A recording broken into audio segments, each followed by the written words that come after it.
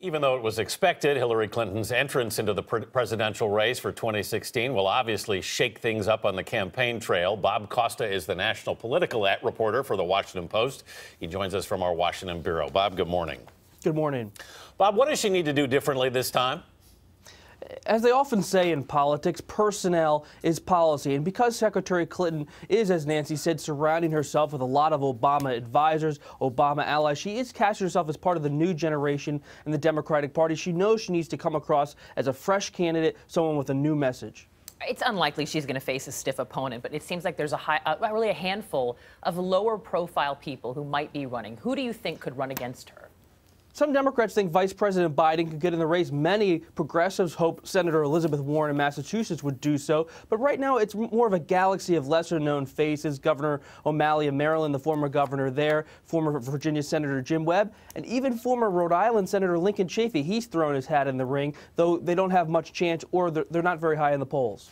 You mentioned connections to President Obama here, and I'm sure that the Republicans will try to tie her to the president and say it's another Obama term. How does she distance herself from that? She's really looking at her record as Secretary of State as something that's distinctive but also aligned with President Obama. On the domestic policy front, she wants to be more in step with the left wing of her party. When she was in the White House, she and President Clinton were very associated with Wall Street, friendly with banks, and she has that reputation still with many Democrats. But what we've seen in recent speeches and appearances is a more progressive, populist Hillary Clinton. That's something we haven't seen before in previous races. Time and time again, we see how her husband, Bill Clinton, is just a master at campaigning. What role do you think he could play in all of this?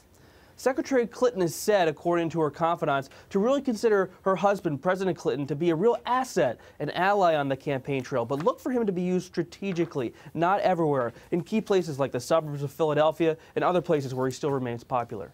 Bob, I mean, we could have literally more than a dozen candidates in the Republican side of things here. At what point does Hillary Clinton start running against the variety of candidates she may face?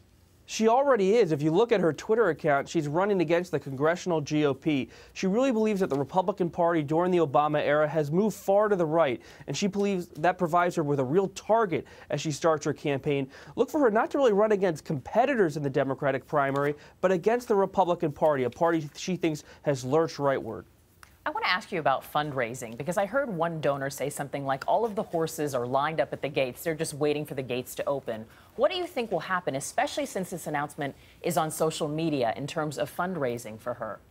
She's going to do phenomenal, I'm sure, with fundraising. I've spoken to some of the top finance people in the Democratic Party, and they say because the whole financial world has changed in American politics, because super PACs can accept unlimited donations, they believe Secretary Clinton is poised to have $100 million, perhaps even $1 billion in the course of the campaign through the general election.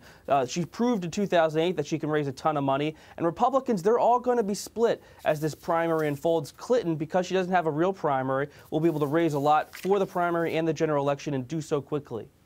Great insight from Bob Costa in Washington. Thank you so much, Bob.